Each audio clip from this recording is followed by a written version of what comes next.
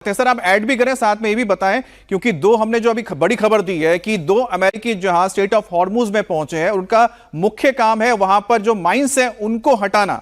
और वाकई में क्या ये संकेत है कि आने वाले वक्त में अगर माइंस हटते हैं तो वहां पर और बड़ा बेड़ा अंदर प्रवेश कर सकता है, अंदर घुस सकता है स्ट्रेट ऑफ हॉर्मुज के? देखिए, ये युद्धपोत है, ये माइन हंटर्स नहीं है, माइन स्वीपर्स नहीं है।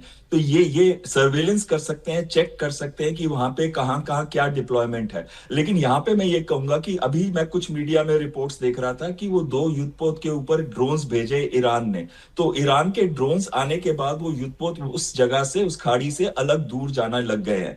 और अगर वो दो युद्धपोत अगर जारी रहते हैं और हॉस्टाइल कंडीशंस आ जाती हैं, तो ये युद्धपोत बहुत वर्नेबल हो जाएंगे anti shipping missile, drone boat और ड्रोन से। तो कहीं ना कहीं इन युद्धपोत को पीछे खींचना पड़ेगा अमेरिका को। अमेरिका इनके साथ ही माइन क्लियरेंस नहीं कर सकता। तीसरी चीज मैं कहना चाहता था, जो उस समय बात कर रहे थे, तीसरा ऑप्शन उनके पास था 440 किलोग्राम यूरेनियम को लेना ईरान के अंदर घुसकर।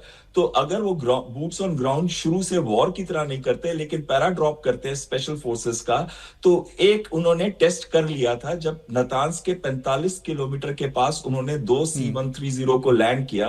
दोनों C-130 को उनको डिस्ट्रॉय करना पड़ा, चाहे टेक्निकल रीजंस थे या सैंडी कंडीशंस थी, ये तो वो कह रहे हैं, लेकिन उनको डिस्ट्रॉय करना पड़ा और लाइट हेलीकॉप्टर को डिस्ट्रॉय करना पड़ा। इसका मतलब जो उनका एम था टेस्ट करने का, क्या वो 440 किलोग्राम एनरिच्ड यूरेनियम वहां से उठा सकते हैं, तो ये क्लियर हो गया वो नहीं उठा सकते। तो वो तीसरा तो वो फेल हो चुका है। अब आखिरी चीज मैं इस पे ये कहना चाहता हूं कि आपने सारे तीनों ऑप्शंस, मिलिट्री ऑप्शंस देखे, आपने देखा कि माइन हंटर्स नहीं भेजे, युद्धपोत भेजे उन्होंने डिटेक्शन करने के लिए कि कहां पर है। हाँ, कहां पे है, और अब वो वापस लेके जा रहा है। अगर किसी के पास वर्ल्ड के बेस्ट माइन हंटर्स हैं, वो जापान के पास है और यूके के पास है। और उन्होंने एक ही चीज क्लियरली कही है कि जब तक ये युद्ध रुकेगा नहीं, हम अपने माइन हंटर्स को वहां भेजेंगे नहीं। मुझे नहीं लगता कि दो युद्धपोत या सर एक बार मुझे जरा क्लियर कीजिएगा, क्योंकि जो मैंने मीडिया रिपोर्ट्स देखे थे उसमें जापान ने कहा है कि अगर अमेरिका चाहे तो अपने माइन हंटर्स को भेज सकता है ताकि वहां से क्लियरेंस किया जा सके। लेकिन बहरहाल अब हम उम्मीद करते हैं कि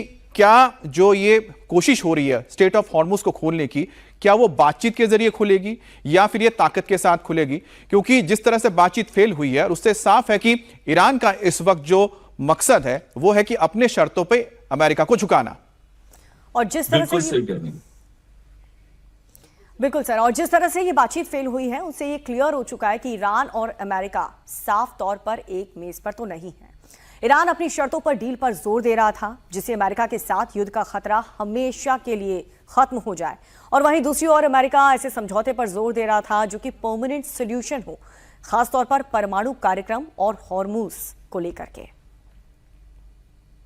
तो वार्ता क्यों नाकाम हो गई हम आपको बता रहे हैं। तीन इसके अहम है मुद्दे। इसमें सबसे पहला है कि जो परमाणु कार्यक्रम खत्म करने की बात हुई है, दूसरा है कि स्ट्रेट ऑफ हॉर्मुज को खोलना पड़ेगा बिना किसी शर्त के, और तीसरा यहां पर है कि सबसे महत्वपूर्ण है कि हिजबुल्लाह के ऊपर हमले बंद कर दे। लेकिन जाते जाते संजय सर, मैं आपसे बस एक छोटा सा सवाल ये जानना चाहता हूं, ये पाकिस्तान को लेकर, चलिए हमारे गेस्ट हमारे साथ थे, बहुत बहुत धन्यवाद आप दोनों का। लेकिन बहरहाल आप ये सोचिए कि जो सबसे बड़ी बात कही जा रही थी कि पाकिस्तान पाकिस्तान पाकिस्तान, भारत ने क्यों नहीं करवाया, भारत में क्यों ये वार्ता नहीं हुई? क्योंकि भारत के लिए भी तमाम जो मुल्क हैं, दोस्त मुल्क हैं, मित्र मुल्क हैं, चाहे वो इजराइल हो, अमेरिका हो या फिर ईरान हो, उसकी सबसे बड़ी वजह आपने देख ली, क्योंकि भारत कभी भी अमेरिका के कहने पर झुकने वाला नहीं, उसकी बात को सुनने वाला नहीं है। भारत वही करता है जो भारत को सही लगता है, और यही वजह है कि भारत ने जो अपने लिए राह चुनी है उसमें उसने कहा कि शांति होनी चाहिए और बातचीत के जरिए मसला हल होना चाहिए। क्योंकि जैसा आपने पाकिस्तान में देखा, ये टॉक्स पूरी तरह से फेल रहे, क्योंकि किसी को भी पाकिस्तान पर भी भरोसा नहीं था, ना एक दूसरे पर भरोसा था।